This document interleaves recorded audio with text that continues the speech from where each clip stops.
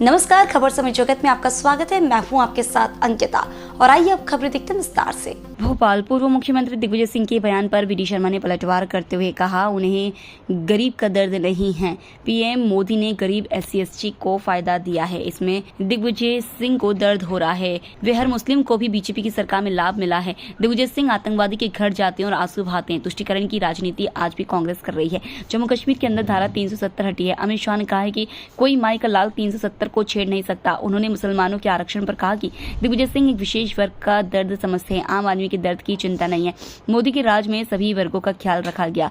क्या उनके बयान पर कोई कांग्रेसी बोलेगा? ऐसा बयान देखकर उन्होंने अनुसूचित जाति जनजाति भाई बहनों का अपमान किया। वे इस बात को समझ ले कि लाडली बहन योजना, प्रधानमंत्री आवास योजना, उज्ज्वला योजना समेत केंद्र और राज्य सरकार की योजनाओं में मुस्लिम बहनों और भाइयों को भी लाभ मिलता है। आतंकवादियों के नाम के लिए जी का संबोधन और आतंकवादी मुसलमान से गले मिलने वाले दिग्विजय सिंह सिर्फ एक वर्ग के हितैषी हैं। केवल नकारात्मक राजनीति, झूठ, भ्रम और गलत तथ्यों के आधार पर एक परसेप्शन बनाने का जो प्रयास कर रही है, ये अत्यंत दुर्भाग्यजनक। कोई भी घटना, किसी भी प्रकार की कोई घटना होती है तो उस घटना का कोई समर्थन नहीं करता है। समाज के अंदर विकृत मानसिकता के इस प्रकार के लोग अगर कोई इस प्रकार की घटना, दुर्घटना करते हैं तो उन्हें तत्काल कानून भी काम करता है, शासन प्रशासन भी काम करता है और उन्हें कड़े से कड़ा दंड भी मिलता है। लेकिन दुर्भाग्य है कि राहुल गांधी, प्रियंका गांधी जैसे लोग, मैं पूछ रहा हूं प्रियंका जी आपसे, मुरली मोरवाल तुम्हारा कांग्रेस का विधायक है, उसके बेटे ने आपकी ही कांग्रेस की नेत्री वो बहन आज भी न्याय मांग रही है। जवाब देंगे आप? उमंग सिंगार नेता प्रतिपक्ष है, क्या है भाई? नेता प्रतिपक्ष है। उनके घर में, उनके बंगले में नेत्री आत्महत्या कर लेती है। क्यों कर लेती है भाई? अब इन बातों का उल्लेख मुझे यहां करना चाहिए क्या? और एक नहीं है, कितनी घटनाएं हुई हैं उनके लिए? जवाब दीजिए प्रियंका जी। मैं आगे नहीं जाना चाहता हूं, दिक्कत हो जाएगी। आपके कांग्रेस का चरित्र हमेशा से महिला विरोधी रहा है और पुराना इतिहास भी प्रियंका जी उठा के देख लीजिए। आपका इतिहास क्या कहता है महिलाओं के बारे में, महिलाओं के चरित्र के बारे में? क्या बोलते हैं आप? हमारी महिलाओं को किस प्रकार से कटघरे में खड़ा करते हैं आप? महिलाओं पर किस प्रकार के आपने आरोप प्रत्यारोप किए?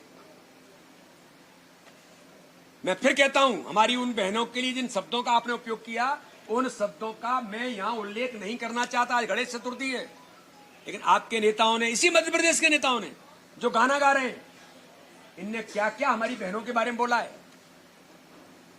तो इसलिए कांग्रेस आज से नहीं, हमेशा से महिला विरोधी रही है। आपको शर्म आनी चाहिए।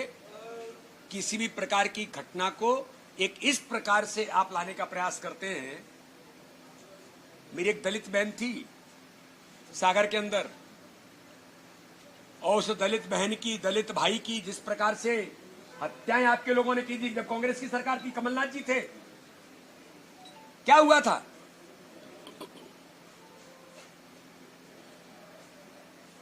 मध्य प्रदेश के अंदर इस प्रकार की एक नहीं, मैं उन घटनाओं पर जाऊंगा तो 1 घंटे तक बोलता रहूंगा। आपके बड़े नेताओं की कलई खुल जाएगी। अभी ये ठीक नहीं है। हम इस दिशा में नहीं जाना चाहते। हाँ, कोई घटना हुई है, घटना दुर्भाग्यजनक है। मैंने कहा ना कि विकृत मानसिकता के लोग समाज के अंदर अगर ऐसे हैं तो उन्हें कड़े से कड़ा दंड भी मिलता है, मिल रहा है। और कानून के बारे में भी ये मध्य प्रदेश की भारतीय जनता पार्टी की पहली सरकार है कि इस प्रकार के दुराचारियों को फांसी के फंदे पर ले जाने का काम किसी ने किया तो मध्य प्रदेश के अंदर भारतीय जनता पार्टी की सरकार ने देश के अंदर किया। तो ये कांग्रेस केवल नकारात्मक और झूठ का परसेप्शन पर राजनीति करना चाहती है, जो लोग जानते हैं। मैंने कहा था मध्य प्रदेश शांति का टापू है, मैं कहता हूं। आप केवल मध्य प्रदेश को देश के अंदर बदनाम करना चाहते हैं। ये आपको आनंद आता है इसमें? आपकी सरकार थी, हम तुलना नहीं करना चाहते, अच्छी बात नहीं कोई किसी प्रकार की तुलना करना, लेकिन कुल मिलाकर के आपको पास एक ही चीज है, कैसे झूठ का परसेप्शन बना करके, गलती से जो मैंने पहले कहा था कि झूठ छल कपट की बरसात हुई, कुछ बुलबुले उठ गए तो आपको लग गया कि पता नहीं यही सब ठीक है। इससे काम नहीं चलेगा। आप भी समाज के लिए और कुछ अच्छी बातें हैं उसका आप समर्थन करिए। आप भी जिम्मेदार लोग हैं, आप भी जिम्मेदार दल में हैं, लेकिन केवल झूठ बोलेंगे, केवल झूठ बोलेंगे, केवल झूठ बोलेंगे, ये देश के अंदर नहीं चलेगा। मेरा ये कहना है कि आंदोलन करें, डिमांड करें, बिल्कुल करें, लेकिन किसानों के बारे में मैं पूछना चाहता हूं जीतू पटवारी जी से, क्या जीतू पटवारी जी इस मध्य प्रदेश के अंदर किसानों को धोखा दिया तो किसने दिया?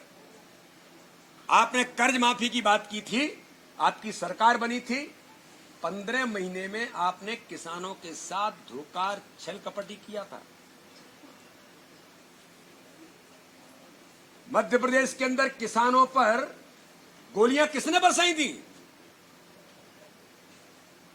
मुल्तई के अंदर आपकी सरकार थी, दिग्विजय सिंह मुख्यमंत्री थे, किसने गोलियां बरसाई थी?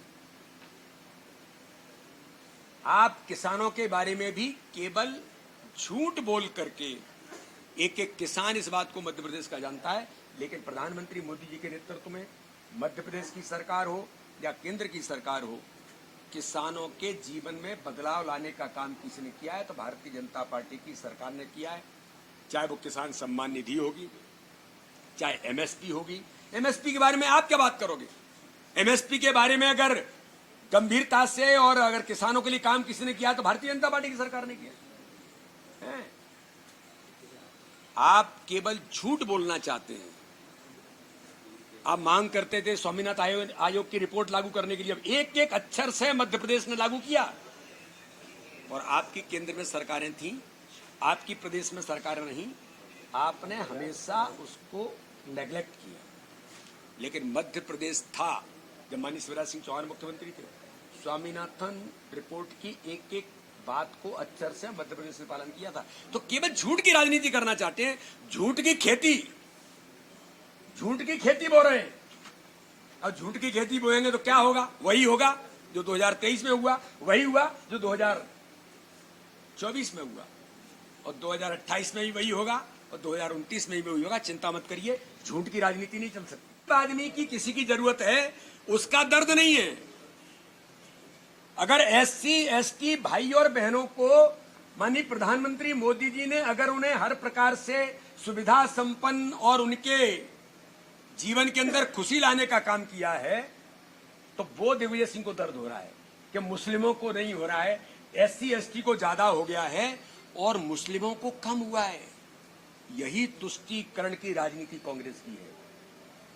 और इस पर बोलेगा कांग्रेस का कोई नेता कि दिग्विजय सिंह अनुसूचित जाति जनजाति भाई और बहनों का अपमान कर रहा है? अगर अनुसूचित जाति के भाई और बहन अगर मोदी जी की सरकार में सशक्त और सक्षम बने हैं, तो दिग्विजय सिंह जी आपको क्या दर्द है?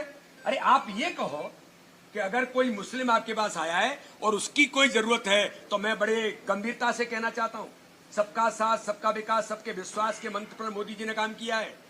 अगर मुस्लिम भाई और बहन ईमानदारी के साथ जब कहते हैं, तो प्रधानमंत्री आवास उनको भी मिलता है। आयुष्मान कार्ड में 5 लाख रुपए का फ्री में इलाज कराने का अधिकार दिग्विजय सिंह जी उनको भी मिलता है। लाडली बहना मध्य प्रदेश में कितनी है? दिग्विजय सिंह जी ने आंकड़ा निकाल लीजिए। हर मुस्लिम बहन को भी लाडली बहना का लाभ मिला है, लाडली लक्ष्मी का लाभ मिला है, कन्यादान का भी लाभ मिला है। ये भारतीय जनता पार्टी की सरकार है। लेकिन फिर मैंने कहा, तुष्टीकरण की राजनीति करने के लिए जब माहिर हैं, अगर आतंकवादी भी और मुस्लिम है तो उसके गले मिलने जाते हैं। मोहनचंद शर्मा की शहादत को यही दिग्विजय सिंह थे जिन्होंने कहा था फेक एनकाउंटर है, आतंकवादी के घर गए थे, जिसे सर्वोच्च न्यायालय ने फांसी की सजा दी थी। तुष्टीकरण की राजनीति अंग्रेजों के समय से जो कांग्रेस करती चली आई है, आज भी कांग्रेस के खून में अंग्रेजों के जीन से जो केवल और केवल तुष्टीकरण की राजनीति करना चाहते हैं। लेकिन ये देश प्रधानमंत्री मोदी जी के नेतृत्व में सजग है। जम्मू कश्मीर के अंदर देश के गृह मंत्री अमित शाह जी ने कह दिया है, धारा 370 हटी है तो हटी है, अब धारा 370 कोई माई की लाल बात करने का प्रयास कर, लेकिन धारा 370 अब कोई छेड़ नहीं सकता। हमारी सरकार, हमारा नेतृत्व इस कॉन्फिडेंट होकर के ताकत के साथ काम करता है। देश के खिलाफ काम करने वाली ताकतों को जवाब देने के लिए देश के गृह मंत्री, सक्षम नेता, माननीय प्रधानमंत्री नरेंद्र मोदी से लेकर के अमित शाह जैसे हमारा नेतृत्व है, जो इन बातों से झूठ और छल कपट की राजनीति नहीं चलने देंगे। सर बप्पा ने संसार अपने माँ बाप में देखा, और यहाँ पर मध्य प्रदेश में वृद्धाश्रम में बुजुर्ग जो है वो खचाखच भरे हुए हैं। क्या क्या चतुर्थी का दिन वृद्धाश्रम में जो ज्यादा लोग पूरे दुनिया में नहीं, देखिए ये जो आपने कहा ना, ये बहुत महत्वपूर्ण बात है। सामाजिक परिदृश्य में एकांकी परिवार होने के कारण से जो एक अलग प्रकार का वातावरण जो बना, ये वास्तव में आपने बहुत ठीक कहा। मैं भी अपने जन्मदिन पर हर साल ये प्रयास करता हूं कि उनके बीच जाऊं, तो ये दर्द तो कभी कभी होता है कि बेटा बहुत सक्षम है लेकिन पिता वृद्धाश्रम में है। ये पीड़ा मन की आपकी भी है, मेरी भी है, लेकिन समाज के अंदर ये जो एकांकी परिवार हो गए हैं, इसके कारण से कई प्रकार की जो कठिनाइयां और हमारे इस प्रकार के जो बुजुर्ग हैं उन्हें जो पीड़ा होती है, लेकिन मध्य प्रदेश की सरकार, चाहे केंद्र के अंदर हो, मध्य प्रदेश के अंदर हो, हमारे उन सभी बुजुर्गों के लिए, उन वरिष्ठों के लिए क्या हम दे सकते हैं, उन्हें कैसे सुखी जीवन में ले जाने का प्रयास कर सकते हैं, ये प्रयास लगातार सरकार करती है। खबर समय जगत के लिए संवाददाता आदित्य सराठी की report. For latest news, subscribe to our channel and press the bell icon.